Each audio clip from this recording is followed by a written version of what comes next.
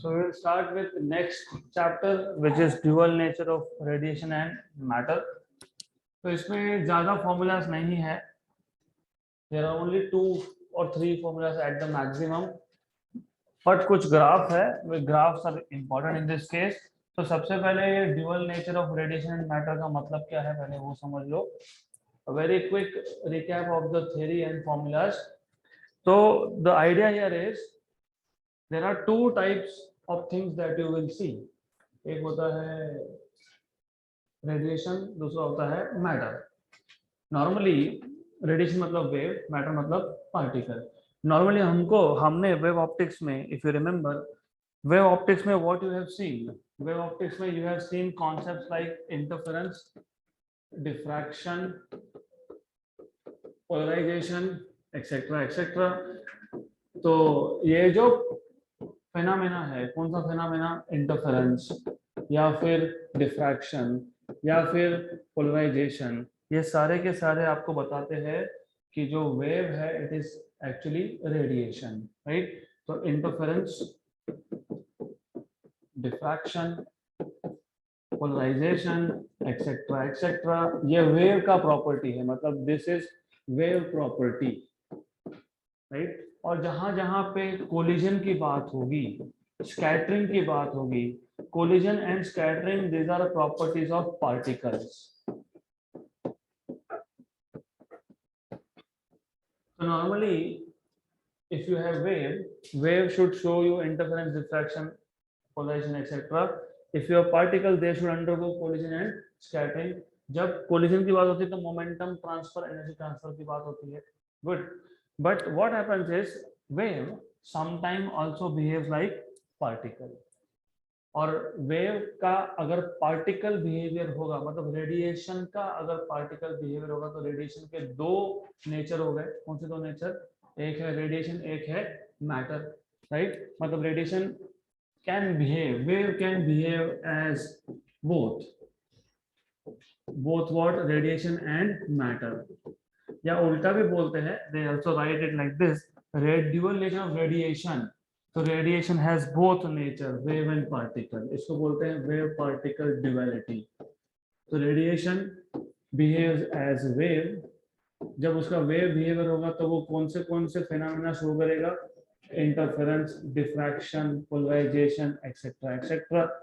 और जब उसका पार्टिकल नेचर होगा तो वो कौन से फेनोमेना शो करेगा? Collision, scattering, etcetera etcetera, right. So radiation behaves as wave in some cases and it behaves as particle in some other cases. इसलिए इसको बोलते हैं dual nature of radiation. Radiation के 2 नेचर है, वेव एंड पार्टिकल. मैटर के भी 2 nature है, wave and particle. तो वो भी देखेंगे. बट यहाँ पे द बेसिक आइडिया इज, हमारा ज्यादा फोकस है फोटो इलेक्ट्रिक इफेक्ट पे, क्योंकि photo electric effect, as I told you, particle nature of radiation ये हम फोटो इलेक्ट्रिक इफेक्ट से समझेंगे. क्योंकि फोटो इलेक्ट्रिक इफेक्ट में क्या होता है? कोलिजन. किसका कोलिजन? वेव का कोलिजन. किसके साथ? इलेक्ट्रॉन के साथ. तो what happens is, photo electric effect में आपके पास एक फोटो सेंसिटिव मटेरियल है. फोटो सेंसिटिव मतलब there is a metal plate which is sensitive to photon. हमारे पास एक मेटल प्लेट है. जब भी इस पे सुटेबल फ्रीक्वेंसी, याद रखना, सुटेबल फ्रीक्वेंसी का लाइट इंसिडेंट होगा, तो whenever a photon of suitable frequency is incident on to it, इसके ऊपर एक सुटेबल, मैं बार बार बोल रहा हूँ सुटेबल बिकॉज उसका कुछ मतलब है यहाँ पे. So when a photon of suitable frequency is incident on this surface, यहाँ से इलेक्ट्रॉन इमिट होने लगेंगे. तो इलेक्ट्रॉन क्यों इमिट हुए? Because of photons. तो electrons are emitted due to photons, इसके लिए इसको बोलते हैं photo electric effect, emission of electrons due to photons. Now why I am saying suitable frequency, क्योंकि आपको पता होना चाहिए हो क्या रहा है. In reality what is happening? In reality ये जो मेटल सरफेस है इसमें मेटल के एटम्स है और हर एक एटम में क्या है? Electrons, right. तो यहाँ पे इस मेटल के सरफेस में you have a atom has electrons. और किसी भी इलेक्ट्रॉन का एक गिवन ऑर्बिट में फिक्स्ड एनर्जी होता है। तो अगर आपको इलेक्ट्रॉन को वहां से रिमूव करना है तो फोटोन के पास कम से कम उतना एनर्जी होना चाहिए। मतलब हमारे पास एक फोटोन आया, रिमेंबर फोटोन इज रेडिएशन, और ये क्या कर रहा है, कोलिजन कर रहा है। किसके साथ कोलिजन कर रहा है, इलेक्ट्रॉन के साथ। तो कौन सा नेचर आ गया, पार्टिकल नेचर, राइट।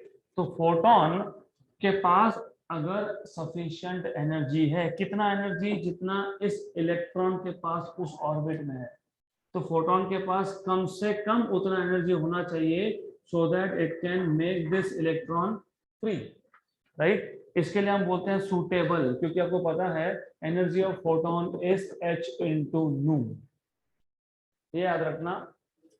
अगर फ्रीक्वेंसी कम हुआ तो एनर्जी कम होगा, और एनर्जी कम हुआ तो फोटोन के पास इतना एनर्जी ही नहीं होगा कि वो इलेक्ट्रॉन को फ्री कर सके, तो you will get no electrons. तो जिस फ्रीक्वेंसी पे, the minimum frequency at which photo electrons are emitted is called as threshold frequency. So minimum frequency at which electrons are emitted is called as threshold frequency. तो दो तीन word है which are really important, तो ये words पता होने चाहिए। तो you should know example, for example electron को फ्री होने के लिए मान लो इमेजिन 10 eV का एनर्जी चाहिए। The minimum energy required for electron to become free from metal surface is called as work function denoted by phi 0. तो जितना energy चाहिए फ्री होने के लिए, क्या बोला, वर्क फंक्शन। अब इमेजिन फोटोन के पास 9 eV का एनर्जी है, होगा क्या इमिशन, नहीं। फिर हमको क्या करना है, एनर्जी बढ़ाना है। एनर्जी बढ़ाना है मतलब हमको फ्रीक्वेंसी बढ़ाना पड़ेगा। तो एक स्टेज ऐसा आएगा जब फोटोन के पास एग्जैक्ट एनर्जी कितना है, 10 eV, फ्री करने के लिए कितना चाहिए, 10 eV। तो electron is just free from the surface, right. तो याद रखो this are two important things, मैं बाकी डिटेल बताऊंगा आगे जाके। तो अगर हमको रेडिएशन का पार्टिकल नेचर प्रूव करना है तो कौन सा experiment, photo electric effect. Photo electric effect में क्या होता है, photons of suitable frequency are incident on a metal surface which is photosensitive, क्योंकि यहाँ पे फोटोन इंसिडेंट होगा तो इलेक्ट्रॉन्स इमिट होंगे। when photons of suitable frequency are incident on metal surface then electrons are emitted, this effect is called as photoelectric effect। अब photo electric effect को अगर हमको डिटेल में पढ़ना है तो इसका एक्सपेरिमेंटल सेटअप पता होना चाहिए, और एक्सपेरिमेंटल सेटअप के साथ साथ उसमें आप क्या क्या वेरी कर सकते हो वो पता होना चाहिए, क्योंकि ग्राफिकल क्वेश्चंस बहुत ज्यादा आते हैं इसके ऊपर। तो first of all you have a tube, ये इवैक्यूएटेड ट्यूब होता है। इवैक्यूएटेड ट्यूब मतलब वैक्यूम होता है। हमने यहाँ से पूरा का पूरा, हमने यहाँ से सारा का सारा गैस निकाल लिया। तो what you have is an evacuated tube. Why we are having this evacuated tube is for a reason। अगर इसको इवैक्यूएट नहीं किया तो बाकी के फेनोमेना ऑफर होंगे, जैसे यू गेट लाइट, ये लाइट नहीं, ये एलईडी लाइट है। बाकी जो नॉर्मल ट्यूब लाइट होता है उसमें गैस होता है, तो हम डिटेल में नहीं जाएंगे, we are not going into details of it. तो याद रखना ये इवैक्यूएटेड है, there is no air inside.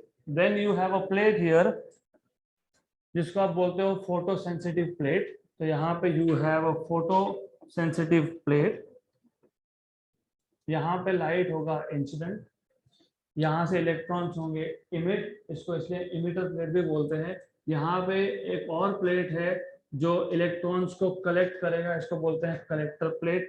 Then what you have is you have a small window, यहाँ पे एक स्मॉल विंडो है जहां से लाइट एंटर करेगा। तो light will enter from here, small window, you have a small window through which light is entering. और ये जो विंडो है ये क्वार्ट्ज का बना होता है। Why quartz, because quart is a one way traffic.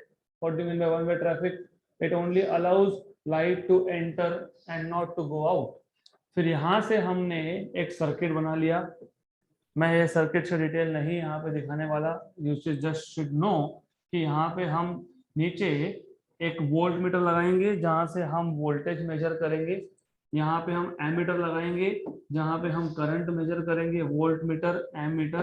तो you will be measuring what is the applied potential difference between emitter, ये इमीटर प्लेट है, एंड कलेक्टर। और यहाँ पे हम करंट मेजर करेंगे which is normally in the range of micro ampere, तो micro ammeter लगा दिया। यहाँ पे एक बॉक्स होता है जिसको आप बोलते हो कम्यूटेटर की। अब ये कम्यूटेटर की का रोल क्या है वो भी समझना है, तो दिस इज कम्यूटेटर की। कम्यूटेटर की का मतलब क्या है वो मैं समझाऊंगा बाद में, but you should now for the time being just understand basic structure of basic experimental setup of photoelectric effect. तो बेसिक में ये है, आपके पास एक ट्यूब है, this tube is vacuum. Vacuum मतलब यहाँ पे there is no air, nothing nothing, right. Then you have a commutator key here. Then obviously आपको लाइट चाहिए, तो लाइट का सोर्स यहाँ पे होगा एस। तो दिस इज बेसिक स्ट्रक्चर, बाकी डिटेल में हमको जाना नहीं है। तो व्हाट इज हैपनिंग, यहाँ से फोटोन आएगा, यहाँ पे इंसिडेंट होगा। अगर फोटोन के पास सफिशिएंट एनर्जी है तो इलेक्ट्रॉन को नॉकआउट करेगा। ये इलेक्ट्रॉन कलेक्टर प्लेट के पास हमको कलेक्ट करना है, तो हम इसको नॉर्मली पॉजिटिव पोटेंशियल पे रखते हैं और इमिटर प्लेट को नॉर्मली हम जीरो पोटेंशियल पे रखते हैं। तो electron will be attracted towards collector plate and from here electrons will be collected and sent in the circuit to measure current। ये जो करंट है इसको मैं बोलूंगा फोटो करंट या तो photo electric current, PC, right. तो तीन इंपॉर्टेंट ग्राफ है, तीनों अच्छे से समझ लो, क्योंकि वो ग्राफ समझ में आए तो बहुत सारे क्वेश्चन सॉल्व होंगे। तो पहला ग्राफ ये है photo current against frequency. First graph is photo current against frequency. मैंने अभी अभी आपको बताया यहाँ पे, जब तक सफिशिएंट एनर्जी नहीं है किसके पास, फोटोन के पास, तो इलेक्ट्रॉन इमिट होगा क्या, नहीं। मैंने एग्जांपल दिया था कि इस मेटल का इमिटर प्लेट का वर्क फंक्शन 10 eV है। एग्जांपल दिया था मैंने, work function is the minimum energy required to free electron. और फोटोन के पास अगर 8 eV है तो नो इमिशन विल ऑकर। फिर फोटोन की एनर्जी बढ़ानी पड़ेगी। फोटोन की एनर्जी मतलब एच नू, तो नू बढ़ाना पड़ेगा। तो फ्रीक्वेंसी बढ़ाओगे तो एनर्जी बढ़ेगा, एनर्जी बढ़ेगा तो इलेक्ट्रॉन इमिट होगा, इलेक्ट्रॉन इमिट होगा तो वो इलेक्ट्रॉन यहाँ पे कलेक्ट होगा, यहाँ पे कलेक्ट होगा तो सर्किट पे जाएगा और करंट मिलेगा। मतलब आपको करंट कब तक नहीं मिलेगा, जब तक फोटोन के पास सफिशिएंट एनर्जी नहीं है। मतलब आप फ्रीक्वेंसी बढ़ा रहे हो, बढ़ा रहे हो, बढ़ाते जा रहे हो, करंट मिल नहीं रहा है, एक स्टेज ऐसा आएगा फ्रीक्वेंसी इज सफिशिएंट इनफ, मतलब energy of photon is sufficient enough to remove electron and then you will start getting current। तो ये पहला ग्राफ है। जिस फ्रीक्वेंसी पे इमिशन जस्ट स्टार्ट होता है उसको आप बोलते हो थ्रेशोल्ड फ्रीक्वेंसी, राइट। तो थ्रेशोल्ड फ्रीक्वेंसी से कम वैल्यू पे, थ्रेशोल्ड फ्रीक्वेंसी से कम फ्रीक्वेंसी की वैल्यू पे no emission occurs, number one. अब साथ में मैं इक्वेशन भी लिख देता हूँ। रिमेंबर, तीन पैरामीटर थे जो हम चेंज कर सकते थे। एक था फ्रीक्वेंसी, दूसरा था पोटेंशियल डिफरेंस। हम यहाँ पे पोटेंशियल डिफरेंस नहीं बोलते, हम इसको बोलते हैं कलेक्टर प्लेट पोटेंशियल, क्योंकि by default, this is important, by default हम इमीटर को जीरो पोटेंशियल पे रखते हैं। See what is the advantage, अगर मुझे कलेक्टर प्लेट को पॉजिटिव करना है तो मैं यहाँ पे +1 +2 +3 दे दूंगा तो पॉजिटिव पोटेंशियल हो गया। मुझे अगर कलेक्टर प्लेट को नेगेटिव करना है तो मैं -1 -2 -3 बोल दूंगा तो नेगेटिव हो गया। तो इमिटर प्लेट को हम बाय डिफॉल्ट जीरो पोटेंशियल पे रखते हैं, ये याद रखना। तो हमने यहाँ पे कलेक्टर प्लेट का पोटेंशियल Vc कांस्टेंट रखा, हमने एक्सपेरिमेंट स्टार्ट करने से पहले ही इसको कांस्टेंट कर दिया। दूसरा, हमने फ्रीक्वेंसी चेंज किया और इंटेंसिटी कांस्टेंट रखा, तो ये दोनों कांस्टेंट्स थे। तो तीन पैरामीटर है, इंटेंसिटी, कलेक्टर प्लेट पोटेंशियल और फ्रीक्वेंसी। अगर आप फ्रीक्वेंसी चेंज कर रहे हो तो बाकी के दो क्या होंगे, कांस्टेंट होंगे, ये याद रखना। This is what you need to know. अब अगला जो ग्राफ है, next graph is of course, next graph में वाई एक्सिस तो कभी चेंज होगा नहीं, वाई एक्सिस तो जो था वो है, कौन है, फोटो करंट। एक्स एक्सिस पे मैं प्लॉट कर रहा हूं इंटेंसिटी, और हम अभी किसको कांस्टेंट रखेंगे, कलेक्टर प्लेट पोटेंशियल को और फ्रीक्वेंसी को, इन दोनों को रख दिया कांस्टेंट। अब इंटेंसिटी का आपको सबसे पहले बेसिक डेफिनेशन पता होना चाहिए। What is intensity, energy emitted पर यूनिट टाइम।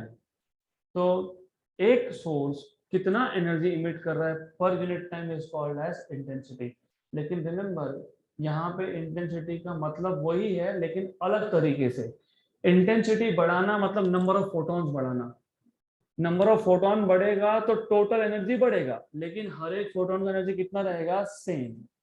तो ये अगर समझेगा तो अगला ग्राफ समझेगा। Increasing intensity means increasing number of photons, keeping energy of each photon constant, क्योंकि हमने फ्रीक्वेंसी को क्या किया है, कांस्टेंट। तो फ्रीक्वेंसी क्या डिसाइड करता है, एनर्जी। किसका एनर्जी, ईच फोटोन का। तो नंबर ऑफ फोटोन बढ़ गए क्योंकि इंटेंसिटी बढ़ाया, लेकिन फ्रीक्वेंसी सबका सेम है, मतलब एनर्जी सबका सेम है। अब अगर मेरे पास जस्ट फॉर एन एग्जांपल एक फोटोन था तो एक इलेक्ट्रॉन है, दो फोटोन है तो दो इलेक्ट्रॉन है, तीन फोटोन होंगे तो तीन इलेक्ट्रॉन होंगे। जितने ज्यादा फोटोन होंगे मतलब जितना ज्यादा इंटेंसिटी होगा उतना ज्यादा इलेक्ट्रॉन होगा, उतना ज्यादा इलेक्ट्रॉन कहाँ पहुंचेगा, कलेक्टर प्लेट पे, तो उतना ज्यादा क्या मिलेगा, करंट। तो हो गया, graph is linear. Zero photon मतलब जीरो इलेक्ट्रॉन मतलब जीरो करंट। इंटेंसिटी बढ़ाना मतलब नंबर ऑफ इलेक्ट्रॉन ज्यादा मिलेंगे मतलब करंट ज्यादा मिलेगा, तो it is a straight line passing through origin. तो this is a graph of किसका, फोटो करंट अगेंस्ट इंटेंसिटी। अब जो अगला ग्राफ है, next graph is even more interesting, थोड़ा कॉम्प्लिकेटेड है क्योंकि बुक में डायरेक्टली तीन ग्राफ को एक ही में दिखा दिया है, तो हम वन बाय वन करेंगे। अब अगले केस में हम क्या करने वाले हैं, हम फोटो करंट को प्लॉट करेंगे as a function of collector plate potential. तो हम यहाँ पे कलेक्टर प्लेट के पोटेंशियल को चेंज करेंगे, राइट। तो रिमेंबर ऑलवेज रिमेंबर, मैं बार बार बोल रहा हूं, इमिटर प्लेट को आपने हमेशा कितने पोटेंशियल पे रखा है, zero. You are keeping emitter at zero, you are not changing emitter plate potential at all, सिर्फ कलेक्टर को चेंज करना है। जब मैं कलेक्टर प्लेट पोटेंशियल चेंज करूंगा तो मैं बाकी के दो पैरामीटर्स को कांस्टेंट रखूंगा, कौन सा, फ्रीक्वेंसी और इंटेंसिटी।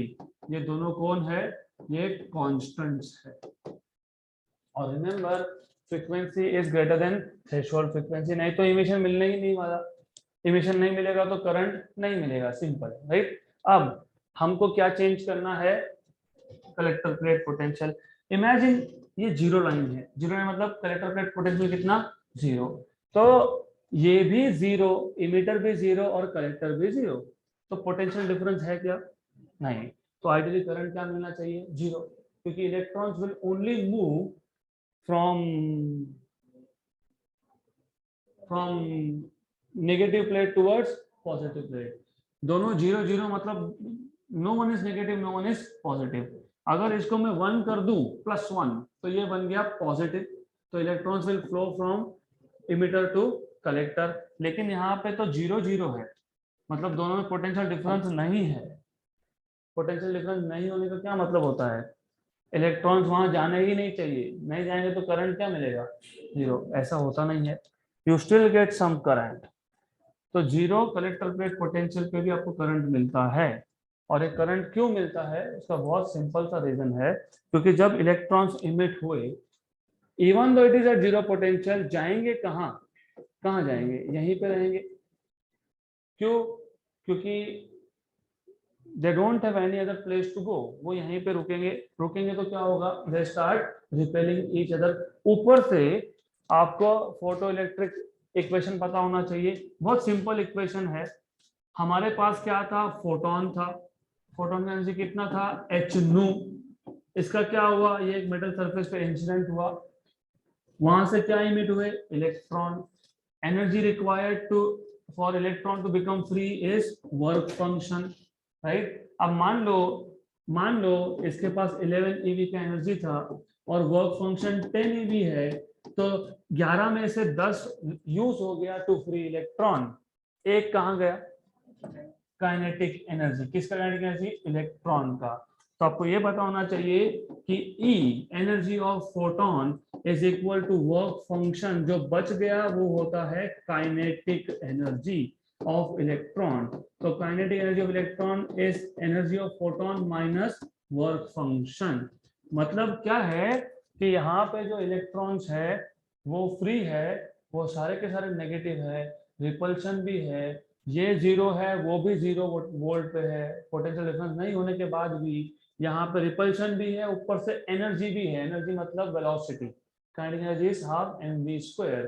तो because of mutual repulsion they start moving away from each other and hence they are going towards collector plate, even though collector plate is at 0 potential, फिर भी जाएंगे, राइट। तो अब इसके लिए हमको यहाँ पे 0 पे भी कुछ करंट मिला, तो you still have current, even at 0 you have current, यहाँ पे आपको कुछ करंट मिलेगा, some value of current, of course it is in micro ampere, small current. अब इमेजिन इमेजिन मैंने कलेक्टर प्लेट को 1 वोल्ट कर दिया। अब तो पहले अगर 2 इलेक्ट्रॉन जा रहे थे तो अब ज्यादा जाएंगे, क्योंकि पहले तो 0 0 था, अभी तो ये प्लस है, electrons are attracted towards positive plate, तो मैंने पोटेंशियल बढ़ा दिया, पोटेंशियल बढ़ाया मतलब पर यूनिट टाइम में 1 सेकेंड में ज्यादा इलेक्ट्रॉन जाएंगे तो करंट क्या होगा, बढ़ेगा, तो करंट इंक्रीजेस। मैंने और इसको 1 की जगह पे 2 कर दिया तो और ज्यादा करंट बढ़ेगा, इसको 2 की जगह पे 20 कर दिया और बढ़ेगा, क्योंकि जितना आप पॉजिटिव पोटेंशियल कर रहे हो उतने ज्यादा इलेक्ट्रॉन्स अट्रैक्ट हो रहा है कहाँ पे, कलेक्टर प्लेट पोटेंशियल पे। बट इसका मतलब करंट बढ़ता जाएगा बढ़ता जाएगा बढ़ता जाएगा, at some stage there will be saturation, why, remember intensity is constant, intensity मतलब number of photons are constant. Imagine मेरे पास इंटेंसिटी 20 था, 20 मतलब 20 फोटॉन्स थे, सिर्फ समझाने के लिए बता रहा हूँ, ऐसा नहीं होता है इंटेंसिटी 20 मतलब 20 फोटॉन्स, ऐसा नहीं होता है, just for an example intensity 20 मतलब 20 फोटॉन्स मतलब 20 इलेक्ट्रॉन्स। आपने यहाँ पे 2000 20,000 2 लाख कितना भी पोटेंशियल रख दिया, जब 1 सेकेंड में 20 इलेक्ट्रॉन ही जनरेट हो रहे हैं तो कितने इलेक्ट्रॉन जाएंगे, 20 जाएंगे, मतलब करंट की वैल्यू बढ़ नहीं सकती क्योंकि इंटेंसिटी क्या था, कांस्टेंट। इसको हम बोलते हैं सैचुरेशन। सैचुरेशन मतलब जितने भी इलेक्ट्रॉन्स पर यूनिट टाइम जनरेट हुए थे सारे के सारे ऑलरेडी पहुंच गए, तो अब करंट बढ़ेगा नहीं, सैचुरेशन आ गया उसका, राइट। ये तो हो गया पॉजिटिव कलेक्टर प्लेट पोटेंशियल के लिए। अब इमेजिन कि मेरे पास अगर कलेक्टर प्लेट का पोटेंशियल नेगेटिव होता, ये 0 था वो -1 है, तो आइडियली होना क्या चाहिए था, आइडियली होना ये चाहिए था कि सीधा करंट होना चाहिए था 0। जैसे ही आपने नेगेटिव किया, किसको नेगेटिव किया, किसको, कलेक्टर प्लेट को, तो no electron must reach there. But मैंने अभी भी बोला क्या है उसके पास, काइनेटिक एनर्जी। तो कुछ इलेक्ट्रॉन्स ऐसे हैं, कुछ some electrons are having more kinetic energy compare to others. तो जो हाईली एनर्जेटिक इलेक्ट्रॉन्स होंगे वो तो फिर भी जाएंगे, बाकी के नहीं जा पाएंगे क्योंकि एनर्जी नहीं है, लेकिन जो हाईली एनर्जेटिक है दे विल रीच। अब क्वेश्चन ये आता है, ऐसा कैसा कि किसी इलेक्ट्रॉन के पास ज्यादा काइनेटिक एनर्जी है किसी के पास कम है, बिकॉज आइडियली तो हमारे पास सेम मेटल प्लेट था, आइडियली तो हमारे पास जो भी फोटोन थे सारे के सारे फोटोन का एनर्जी क्या था, सेम था। तो इसका मतलब आइडियली स्पीकिंग जितने भी इलेक्ट्रॉन्स होंगे वो सारे के सारे सेम काइनेटिक एनर्जी की होना चाहिए, क्योंकि सबके लिए वर्क फंक्शन क्या है, सेम। लेकिन होता क्या है, सम फोटॉन्स गो डीप इनसाइड, थोड़ा सा अंदर गए सरफेस के और यहां से इलेक्ट्रॉन को नॉकआउट कर दिया। अब ये जो इलेक्ट्रॉन ऊपर आएगा इसके लिए ये रास्ता फ्री नहीं है, क्योंकि यहाँ पे बाकी के एटम्स हैं उसके साथ कोलिजन होगा, कोलिजन होगा तो there is loss of energy. तो थोड़ा सा अंदर से जो इलेक्ट्रॉन आ रहे हैं they have less kinetic energy compare two electrons getting free right from the surface. तो ये सारे इलेक्ट्रॉन्स में भी सबके पास सेम एनर्जी नहीं होता है, तो अगर आपने नेगेटिव पोटेंशियल किया भी होता तो सारे इलेक्ट्रॉन नहीं पहुंच सकते थे, लेकिन कुछ तो पहुंच जाते हैं क्योंकि उनके पास एनर्जी ज्यादा है कंपेयर टू अदर। तो जैसे ही नेगेटिव पोटेंशियल करोगे तो करंट विल स्टार्ट डिक्रीजिंग, फिर हम क्या करेंगे, इसको और नेगेटिव करेंगे, पहले -1 वोल्ट था, फिर -2 वोल्ट, फिर -3 वोल्ट करते रहेंगे, कब तक, जब तक करंट 0 नहीं होता। तो ऐसा करते करते करते फाइनली करंट हो जाएगा 0। जिस वोल्टेज पे करंट हो गया 0 उसको आप बोलते हो स्टॉपिंग पोटेंशियल। तो ये है real graph, right. So stopping potential is the value of potential, negative potential of collector plate at which there is zero photoelectric current. तो ऐसा ग्राफ मिलेगा आपको. अब what happens next is, remember ये हमने सिंगल फ्रीक्वेंसी सिंगल इंटेंसिटी पे किया है. नाउ अगर मैं सेम एक्सपेरिमेंट रिपीट करता हूं, रिमेंबर हमने पहले ये पूरा एक्सपेरिमेंट कर लिया, डन, खत्म हो गया एक्सपेरिमेंट. तो हमने ये पहले एक्सपेरिमेंट किया था एक गिवन इंटेंसिटी पे, तो इंटेंसिटी कांस्टेंट तो था ही, लेकिन मैंने जब ये पहला एक्सपेरिमेंट परफॉर्म किया तो इंटेंसिटी कितना था, I1. अब मैं वापस से सेम एक्सपेरिमेंट कर रहा हूं, सिर्फ इंटेंसिटी थोड़ा सा बढ़ा दिया. थोड़ा सा इंटेंसिटी बढ़ाने से क्या हुआ, इंटेंसिटी बढ़ाने का मतलब क्या होता है, नंबर ऑफ फोटॉन्स बढ़ाना, मतलब नंबर ऑफ इलेक्ट्रॉन्स बढ़ाना. नंबर ऑफ इलेक्ट्रॉन्स बढ़ाना मतलब करंट भी बढ़ना. तो करंट बढ़ेगा मतलब what you will get is something like this. तो आपको सिर्फ शिफ्ट मिलेगा, remember you will only get shift, but stopping potential will remain the same. तो जब आप सेम एक्सपेरिमेंट हायर इंटेंसिटी पे परफॉर्म करते हो तो सिर्फ ग्राफ थोड़ा सा ऊपर शिफ्ट होता है, स्टॉपिंग पोटेंशियल सेम रहता है, क्योंकि स्टॉपिंग पोटेंशियल डिपेंड करता है काइनेटिक एनर्जी पे. काइनेटिक एनर्जी डिपेंड करता है फोटोन, इंडिविजुअल फोटोन की एनर्जी पे. हमने इंडिविजुअल फोटोन की एनर्जी चेंज किया क्या, नहीं. हमने फ्रीक्वेंसी चेंज किया था इसका, नहीं. फ्रीक्वेंसी ऑफ फोटोन कांस्टेंट, मतलब फ्रीक्वेंसी मतलब energy of each photon is constant. हर एक फोटोन का एनर्जी कांस्टेंट है, मतलब हर एक का काइनेटिक एनर्जी लगभग सेम है, राइट. तो यहाँ पे जब इंटेंसिटी बढ़ाओगे तो सिर्फ ग्राफ शिफ्ट होते जाएगा. इस पे क्वेश्चन है, that is why I am telling you, अगर ये ग्राफ पता नहीं होंगे तो कुछ भी नहीं होगा, राइट. तो you should remember this. Then next thing is, अगर मैं सेम एक्सपेरिमेंट रिपीट करता हूं, दिस टाइम हम इंटेंसिटी की जगह पे हम फ्रीक्वेंसी पे रिपीट करेंगे. तो हमने क्या किया, हमारे पास ये एक ग्राफ था, ये था at some frequency u1, right. फिर हमने क्या किया, हमने इंटेंसिटी को सेम रखा. इंटेंसिटी सेम रखना मतलब नंबर ऑफ इलेक्ट्रॉन्स पर सेकेंड कांस्टेंट रखना, मतलब करंट में तो चेंज आएगा नहीं. अब मतलब what is going to happen is you will get the same graph on the positive side, क्योंकि पॉजिटिव साइड में जो ग्राफ आ रहा है ये इंटेंसिटी की वजह से आ रहा है, तो सेम है. तो जो पॉजिटिव साइड था, पॉजिटिव साइड मतलब कलेक्टर प्लेट का पॉजिटिव पोटेंशियल, इस पे ये एग्जैक्टली सेम मिलेगा, यहां तक ये सेम आएगा. लेकिन आपने फ्रीक्वेंसी चेंज कर दिया, फ्रीक्वेंसी बढ़ा दिया, फ्रीक्वेंसी बढ़ाया मतलब काइनेटिक एनर्जी बढ़ाया, काइनेटिक एनर्जी बढ़ाना मतलब स्टॉपिंग पोटेंशियल का बढ़ना. तो अब स्टॉप करने के लिए आपको ज्यादा पोटेंशियल लगेगा, तो stopping potential now is more, right. Revision करके आना चाहिए था, नहीं किया तो वापस एक बार जाके करना. सिंपल सा लॉजिक है. इंटेंसिटी बढ़ाने का मतलब होता है नंबर ऑफ फोटॉन्स बढ़ाना. हर एक फोटोन का एनर्जी कांस्टेंट है, नंबर ऑफ फोटॉन्स बढ़ेंगे तो नंबर ऑफ इलेक्ट्रॉन्स पर सेकंड बढ़ेंगे, वो बढ़ेंगे तो करंट बढ़ेगा, स्टॉपिंग पोटेंशियल सेम रहेगा, राइट. फ्रीक्वेंसी बढ़ाना और इंटेंसिटी सेम रखना मतलब number of photons per unit time same है, मतलब नंबर ऑफ इलेक्ट्रॉन्स सेम है, लेकिन हर एक इलेक्ट्रॉन का एनर्जी बढ़ गया. एनर्जी इलेक्ट्रॉन का बढ़ना मतलब स्टॉपिंग पोटेंशियल चेंज होना. This is what it means, right. तो ओवरऑल ये पहला टॉपिक था इस चैप्टर का, फोटो इलेक्ट्रिक इफेक्ट. और फोटो इलेक्ट्रिक इफेक्ट में आपके पास आया फोटो इलेक्ट्रिक इक्वेशन.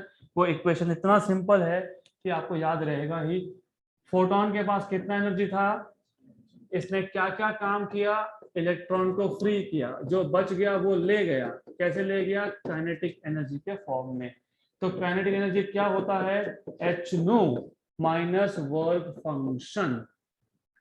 अब आपको ये पता होना चाहिए थ्रेशोल्ड फ्रीक्वेंसी पे फोटोन के पास सिर्फ उतना एनर्जी है, मतलब at frequency equal to threshold frequency photon के पास energy is only sufficient enough to free the electron, extra energy नहीं है। 10 ईवी का एनर्जी चाहिए था अगर फ्री करने के लिए मेटल सरफेस से, तो 10 ईवी ही है, एक्स्ट्रा है क्या? नहीं। तो काइनेटिक एनर्जी होगा क्या? नहीं। काइनेटिक एनर्जी क्या होगा फिर? जीरो। अगर काइनेटिक एनर्जी जीरो होगा तो ये यहाँ सब्स्टिट्यूट करोगे, तो zero equal to H nu minus work function phi zero, h nu zero क्योंकि न्यू इज न्यू जीरो। तो यहाँ से आपको वर्क फंक्शन क्या मिल गया? H nu zero. इसको यहाँ पे सब्स्टिट्यूट कर दोगे तो क्या आ गया? Kinetic energy equal to H nu minus h nu zero. तो ये आ गया h nu minus nu zero. This formula is so powerful. अभी तक हमने 8 एग्जाम्पल सॉल्व कर लिए, अभी इससे 3 और होते हैं। If threshold frequency you should see this, अगर ये थोड़ा भी गलत किया तो गए। हमने जो फ्रीक्वेंसी इंसिडेंट किया है वो अगर थ्रेशोल्ड से ज्यादा है, if the incident frequency is greater than threshold, electrons are emitted, right? But they are emitted with some kinetic energy, क्योंकि nu minus nu zero will be positive, क्योंकि nu minus nu zero is greater than zero, तो ये positive आएगा। Kinetic energy की value positive आने का मतलब होता है कि इलेक्ट्रॉन के पास वेलोसिटी है। तो electrons are emitted with some kinetic energy, मतलब electrons are emitted with some velocity, right? तो 3 केसेस बनते हैं इसके। Case number 1, nu greater than nu zero, electrons are emitted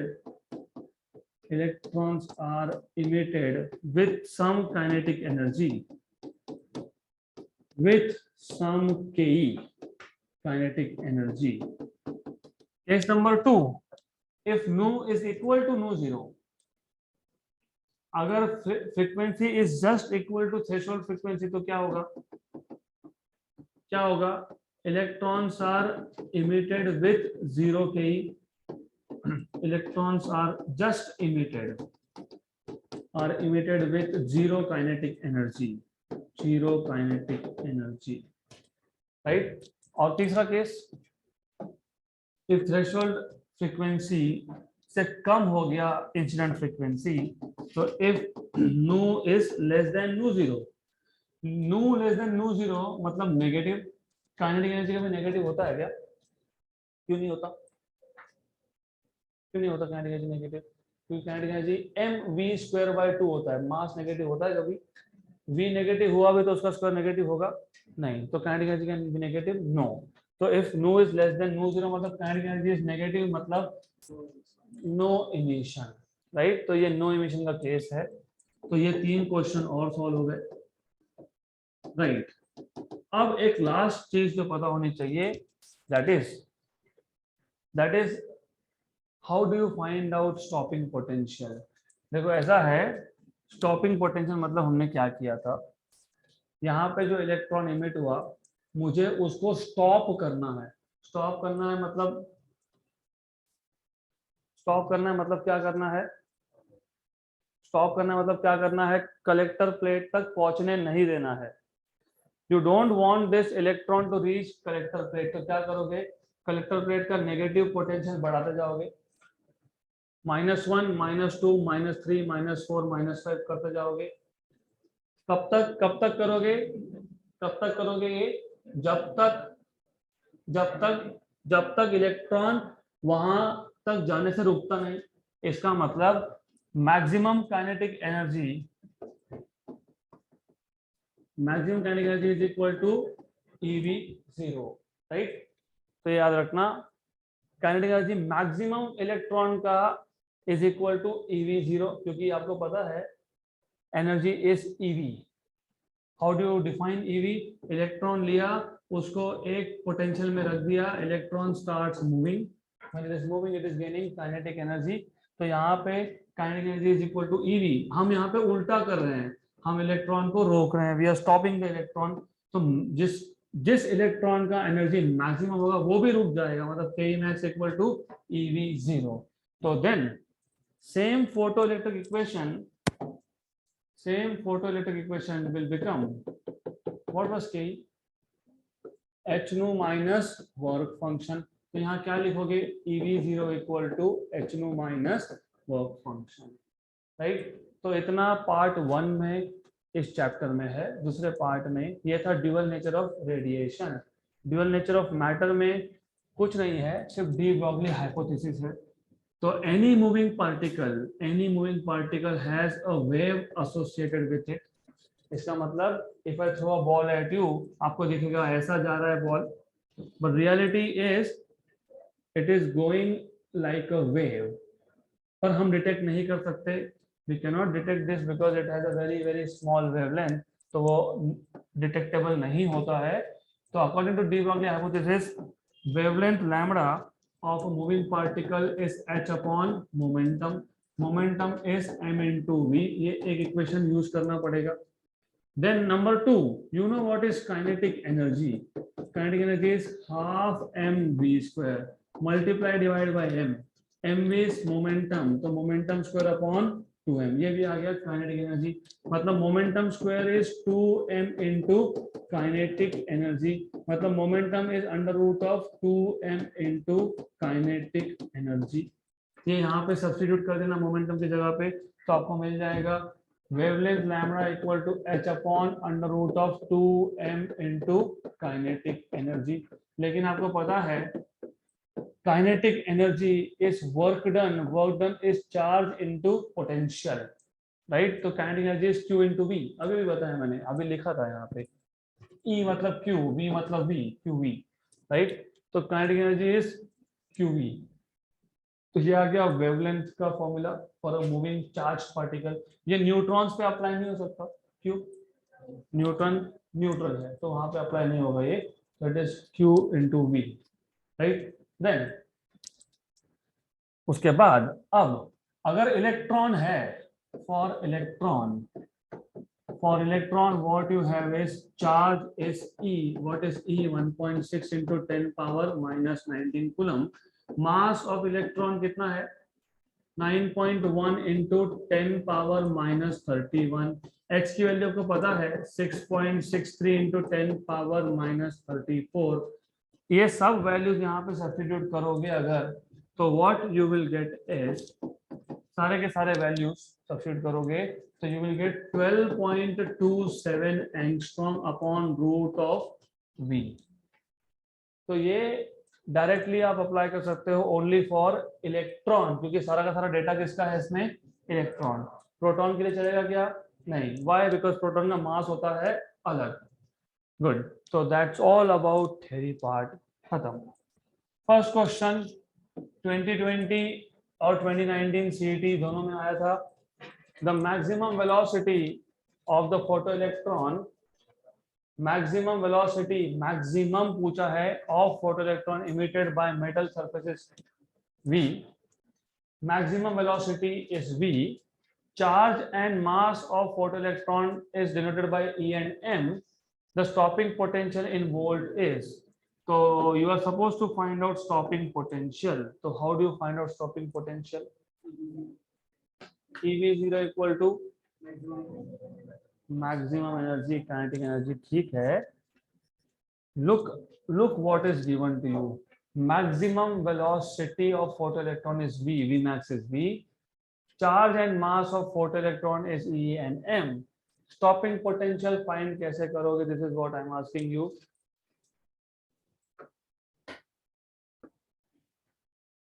तो अब आपको बताना है कि स्टॉपिंग पोटेंशियल कैसे फाइंड करोगे।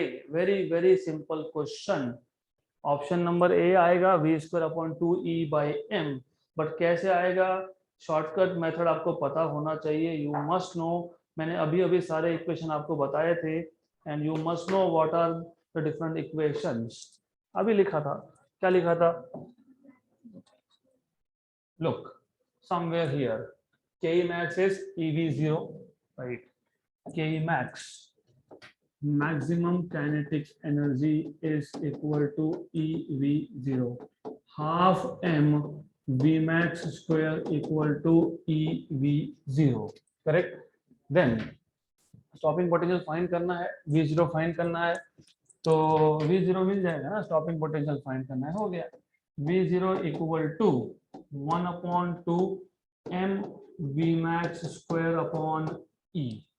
डन हो गया ऑप्शन नंबर ए, क्योंकि सिर्फ m जो है ये m को आप न्यूमरेटर से कहाँ लाओगे, डिनोमिनेटर में, तो you will bring this here, तो V max square upon 2e by m, option number A खत्म।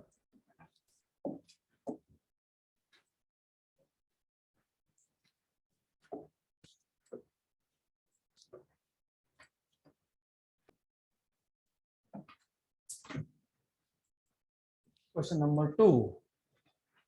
Energy of incident photon on the metal surface is 3W. W is something, W is work function, and then 5W, मतलब पहले आपने जो photon incident किया उसकी energy थी 3 times of work function. Second case में जब आपने इंसिडेंट किया तो उसकी एनर्जी थी 5 times of work function. The ratio of velocities emitted by photoelectron is, ratio of velocity आपको चाहिए, तो ratio of velocity के लिए सबसे पहले velocity का फॉर्मूला बना लो। तो you know kinetic energy is equal to energy of photon minus work function. This is half mv square, energy minus work function. Therefore v square equal to 2 by m, 2 by m, e minus work function, तो v equal to under root of 2 by m e minus work function, तो v is proportional to root of e minus work function। तो हमको ratio पूछा था velocities का, तो ratio जब find करना है आपको, तो what you will do is e1 upon e2 equal to under root of, sorry v1 upon v2, हमको वेलोसिटी फाइंड करना है, रेशियो वेलोसिटी फाइंड करना है, तो v1 upon v2 equal to under root of v1 upon v2 equal to under root of e minus w है, तो e1 minus w, 1 मत लिखना, मेटल सरफेस सेम है तो वर्क फंक्शन सेम है, तो ये आपके पास है 3w, ये आपके पास है w, ये आपके पास था 5w minus w, this is 2 times of work function upon 4 times of work function, cancel and cancel, तो 1 बाय रूट 2, तो ratio is 1 by root 2, option number C.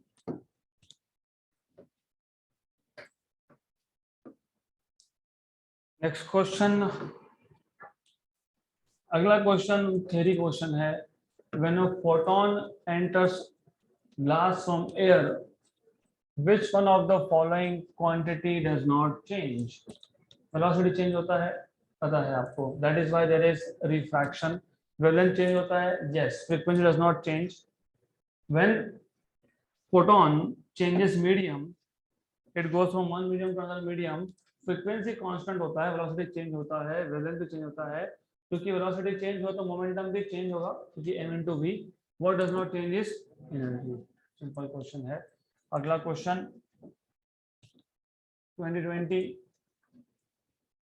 the light of wavelength lambda incident on the surface of metal having work function phi emits the electron, the maximum velocity of electrons emitted is, आपको maximum velocity of electron पूछा है, तो how do you find out what is maximum velocity of electron? वही same kinetic energy max, max नहीं, यहाँ पे सिर्फ ऐसा नहीं लिख सकते आप, you have to write down kinetic energy equal to, क्यों, क्योंकि लुक यहाँ पे वर्क फंक्शन भी है, एच न्यू भी है, तो what is kinetic energy, H nu minus work function, हमने इसको फाई नॉट बोला है, इन्होंने फाई बोला है, तो I will not write down not here. आपको क्या पूछा है, स्पीड वेलोसिटी, तो simple, what is kinetic energy, half mv square equal to h nu मतलब hc by lambda minus work function, correct। then what you will do is इसको cross multiply कर लोगे, तो hc minus phi lambda upon lambda, why, क्योंकि यहाँ पे दिख रहा है ऐसा phi into lambda मल्टीप्लीकेशन में है, तो आपको मिल गया यहाँ से half mv square, half mv square equal to hc minus phi into lambda upon lambda, तो शिफ्ट कर दो 2 वहां पे, तो v square equal to 2 into H C minus 5 lambda upon m को यहाँ शिफ्ट कर दोगे तो m lambda, then you will have v equal to under root of 2 hc minus 5 lambda upon m lambda। तो ये आ गया आपके पास option number B, done. Next question, तो ये question is extremely simple. Why not option number A और D, क्योंकि रूट नहीं है। तो हाउ डू यू डिसाइड, तो सबसे पहला ध्यान होना चाहिए था कि स्क्वायर रूट आएगा, क्योंकि वी स्क्वायर है, हमको वी पूछा था, तो स्क्वायर रूट आएगा। और स्क्वायर रूट जहां जहां था, तो इफ यू लुक यहाँ पे क्या दिखा, लैम्डा इनटू 5, तो दैट इज व्हाई इमीडिएटली आपको डिसाइड करना है कि क्रॉस मल्टीप्लाई कर लो। तो this is how you are suppose to solve this question. अगला question is graphical question. The graph of stopping potential Vs against frequency V of incident radiation is plotted for two different metals P and Q as shown in figure. In the graph, phi P and phi Q are work functions of P and Q respectively. Then which of the following relation is true? तो आपको ये पता होना चाहिए, when you plot graph of stopping potential against frequency, well by the way आपको already पता है, हम अगर फ्रीक्वेंसी बढ़ाएंगे तो स्टॉपिंग पोटेंशियल भी बढ़ता है। अभी अभी एक ग्राफ देखा था हमने recently, very recently we have seen a graph theory में, यहाँ पे the moment you increase frequency stopping potential is also increasing. तो सिंपल है, स्टॉपिंग पोटेंशियल और फ्रीक्वेंसी का ग्राफ अगर प्लॉट करोगे तो it will be a straight line, क्योंकि जैसे जैसे फ्रीक्वेंसी बढ़ेगा वैसे वैसे स्टॉपिंग पोटेंशियल भी बढ़ेगा। ऐसा आता है फॉर अ सिंगल मेटल। अगर मेरे पास फ्रीक्वेंसी कम था तो स्टॉपिंग पोटेंशियल कम था, फ्रीक्वेंसी बढ़ाया तो स्टॉपिंग पोटेंशियल भी बढ़ गया, फ्रीक्वेंसी और बढ़ाया तो स्टॉपिंग पोटेंशियल भी बढ़ गया। ये एक मेटल का है। और याद रखना, ये ग्राफ फ्रीक्वेंसी एक्सिस को जहां पे कट करता है वो होता है थ्रेशोल्ड फ्रीक्वेंसी, राइट। तो रिमेंबर दिस ग्राफ, किसका graph, stopping potential against frequency का ग्राफ। फ्रीक्वेंसी एक्सिस को जहां पे कट करेगा दैट इज थ्रेशोल्ड फ्रीक्वेंसी। ये एक मेटल के लिए था, वो था पी मेटल। अगर मैं सिमिलरली किसी और मेटल के लिए प्लॉट करूं, क्योंकि metal to metal work function change होगा, एक मेटल के लिए वर्क फंक्शन 5p है, दूसरे के लिए 5q है, तो वर्क फंक्शन चेंज होना मतलब amount of energy required to free electron change होना, मतलब काइनेटिक एनर्जी चेंज होना। क्योंकि टोटल एनर्जी के दो काम कर रहा था, एक कर रहा था to free electron from metal surface, मतलब वर्क फंक्शन, जो बच गया वो क्या था, काइनेटिक एनर्जी। तो मैंने मेटल सरफेस चेंज कर दिया, मेटल सरफेस चेंज कर दिया तो वर्क फंक्शन चेंज हो गया, वर्क फंक्शन चेंज हो गया तो amount of energy required to free the electron also changes. वो चेंज होने का मतलब क्या होता है, फ्रीक्वेंट, वो चेंज होने का मतलब क्या होता है, kinetic energy of electron change होना। तो दूसरे मेटल के लिए सेम ग्राफ मिलेगा आपको, nature will be same but it will be shifted. तो यहाँ पे ये Q है, इसको उन्होंने बोला है नू ओ डैश, इसको बोला है नू। तो रिमेंबर ऑलवेज रिमेंबर, जहां पे फ्रीक्वेंसी एक्सिस को लाइन कट करती है वो क्या होता है, थ्रेशोल्ड फ्रीक्वेंसी। तो हमको यहाँ पे दिख रहा है क्या, threshold frequency of P is less then threshold frequency of Q। So if you can see this, if you can see threshold frequency of P is less than threshold frequency of Q, correct? But do you know what is the relation between threshold frequency and work function? अभी लिखा था ना, work function is directly proportional to threshold frequency। तो जिसका threshold frequency कम होगा उसका work function भी कम होगा। तो work function of P is less than Q, option number B, done.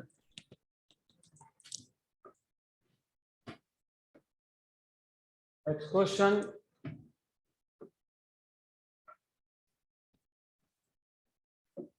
if maximum kinetic energy of emitted electrons in photoelectric effect is 3.2 into 10 power minus 19 joule and the work function of metal is 6.6 into 10 power minus 19 joule, then the stopping potential and threshold wavelength respectively are. सबसे पहले understand the basic difference between two types of question. इससे पहले एक question solve किया था हमने, यहाँ पे आपको बोला था मैक्सिमम वेलोसिटी.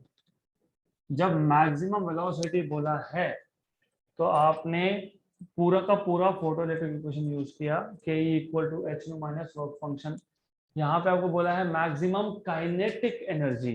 तो मैक्सिमम काइनेटिक एनर्जी जब बोला हो तो maximum kinetic energy is equal to EVO, stopping potential, right. आपको पूछा क्या है, आपको पूछा है stopping potential and threshold wavelength. तो काइनेटिक एनर्जी मैक्सिमम और दिया क्या क्या है आपको, आपको दिया है मैक्सिमम काइनेटिक एनर्जी दिया है 3.2 into 10 power minus 19 और वर्क फंक्शन कितना दिया है 6.63. तो मैक्सिमम काइनेटिक एनर्जी ऑलरेडी दिया है into 10 power minus 19 joule, of course वो तो है. तो ये आपको ऑलरेडी दिया है, कितना दिया है 3.2 into 10 power minus 19 equal to EVO. आपको क्या फाइंड करना है, स्टॉपिंग पोटेंशियल. हो गया क्वेश्चन खत्म. क्यों, क्योंकि E की वैल्यू कितनी होती है 1.6 into 10 power minus 19. तो कितना आएगा स्टॉपिंग पोटेंशियल, 2 वोल्ट का स्टॉपिंग पोटेंशियल है. तो 2 वोल्ट आ गया stopping potential. Stopping potential 2 volt एक ही जगह पे दिया है ऑप्शन नंबर सी में. Done. Then just for cross verification आपको थ्रेशोल्ड वेवलेंथ पूछा है. थ्रेशोल्ड वेवलेंथ कैसे फाइंड करोगे, पहले थ्रेशोल्ड फ्रीक्वेंसी फाइंड करोगे. वो कैसे फाइंड करोगे, work function is h into mu zero, यह आ जाएगा hc बाय लैम्डा जीरो. तो यहां से आपको मिल जाएगा work function equal to hc by lambda zero. तो लैम्डा जीरो मतलब threshold wavelength is hc upon work function, right. तो वैल्यूज आपको पता है, h की value 6.63 into 10 power minus 34, c की वैल्यू 3 इंटू 10 पावर प्लस 8. तो 6.63 into 10 power minus 34 into 3 into 10 power 8 upon work function. कितना है work function 6.63 into 10 power minus 19 joule. 6.63 into 10 power minus 19 cancel cancel, ये ऊपर जाके कितना होगा 27 माइनस 34 प्लस 27 कितना -7. तो 3 इंटू 10 पावर -7 मतलब 3000 एंगस्ट्रॉम. तो 3000 एंगस्ट्रॉम का होना चाहिए थ्रेशोल्ड वेवलेंथ. तो you should have 3000 in the answer. 3000 angstrom. Done.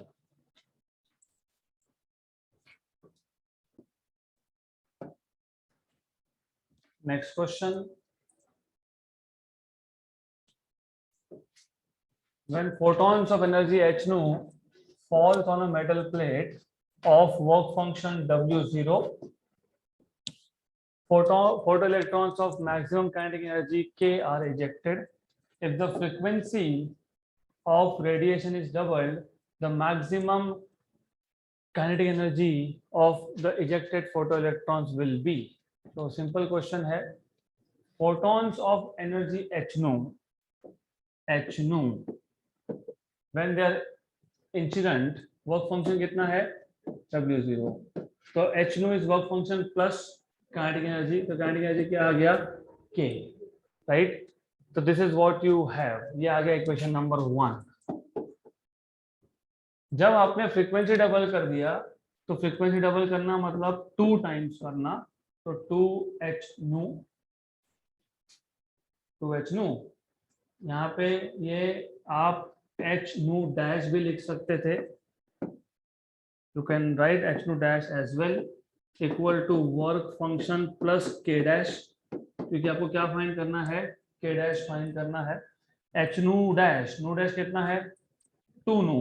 तो रिमेंबर यहाँ पे it is 2 times of the original frequency. Work function ये सरफेस का प्रॉपर्टी होता है, आपने मेटल चेंज नहीं किया तो चेंज नहीं होगा। Equation number 2, right. अब what you can do is, इसको सॉल्व करने के दो मेथड है, या तो दोनों को सब्ट्रैक्ट कर दो डायरेक्टली, ज्यादा better. If you subtract 2 from 1, equation 2 minus equation number 1, 2h nu minus hnu is hnu, work function is 0, k dash minus k, तो k dash क्या आएगा, k plus hnu, ऐसा होना चाहिए। Option number B.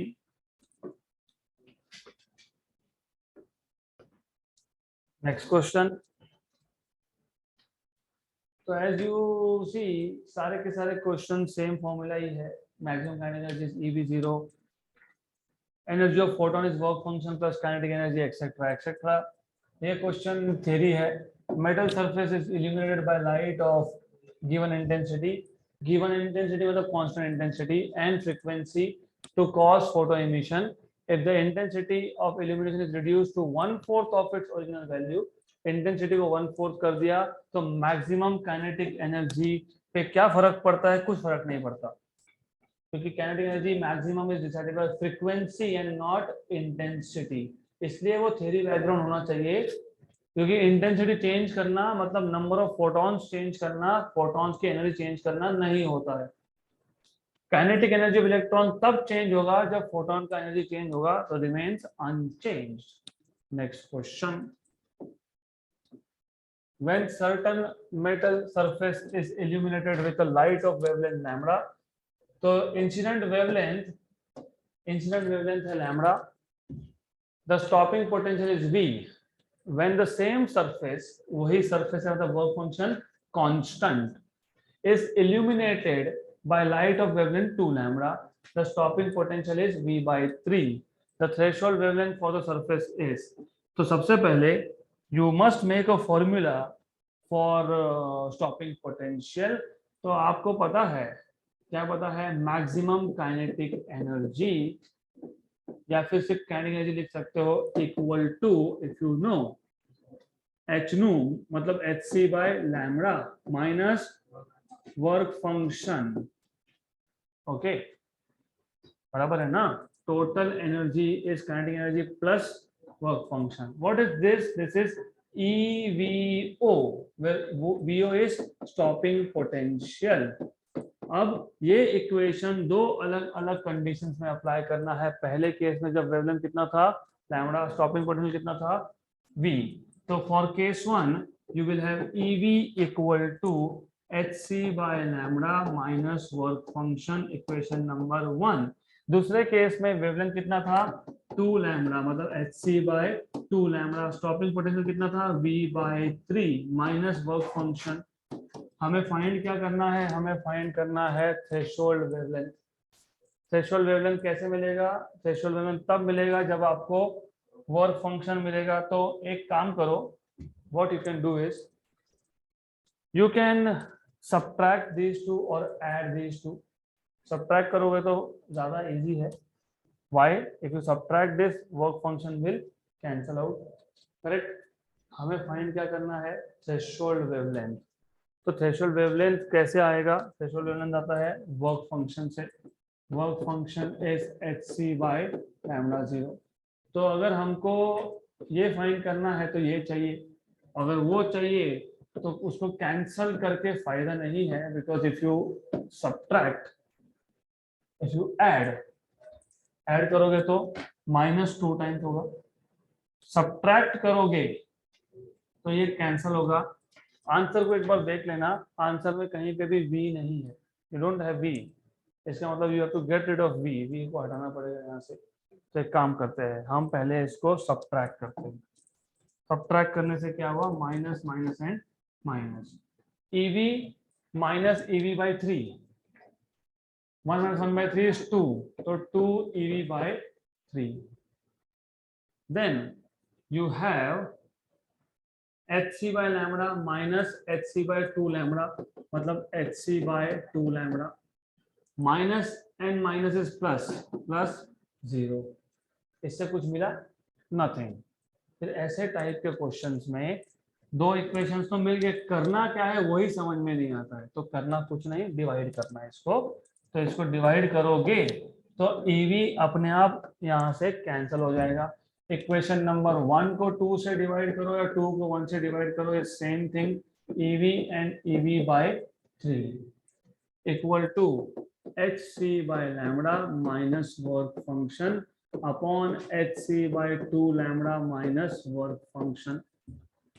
Cancel and cancel, ये 3 ऊपर आ जाएगा, ये H C by 2 lambda minus work function यहाँ पे मल्टीप्लाई हो जाएगा और ये आ जाएगा H C by lambda minus work function.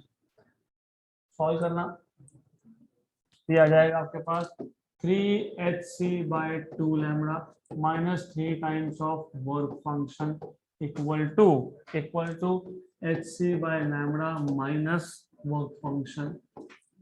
Shift 3hc by 2 lambda minus hc by lambda, ये 1.5 है, ये 1 है, तो कितना बचा, पॉइंट है मतलब हाफ। ये माइनस वर्क फंक्शन है प्लस 3 वर्क फंक्शन, तो कितना बचा 2।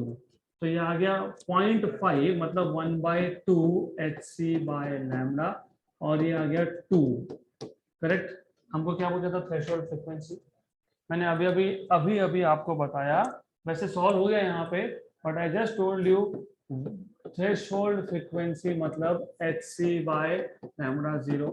therefore you will have hc by 2 lambda equal to 2 hc by lambda 0। Cancel cancel, कितना 4। तो you have threshold wavelength lambda 0 equal to 4 lambda। तो 4 lambda, option number C.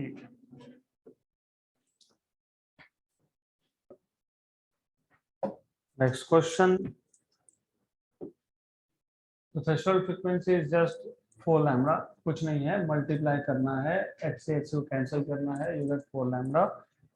Next question is again graphical question और ये हमने already solve किया just now. Following graph shows variation of stopping potential corresponding to frequency of incident radiation for a metal. The correct variation is shown in which of the following graph? Stopping potential versus frequency, stopping potential versus frequency, stopping potential versus frequency। तो stopping potential versus frequency, ये graph photo current versus frequency का है। Option number D जो है it is photo current versus frequency. Stopping potential versus frequency अभी अभी देखा था हमने, ऑप्शन नंबर ए, जस्ट 2-3 क्वेश्चन पहले, समवेयर हियर, राइट। तो ये आपको पता होना चाहिए। Next question,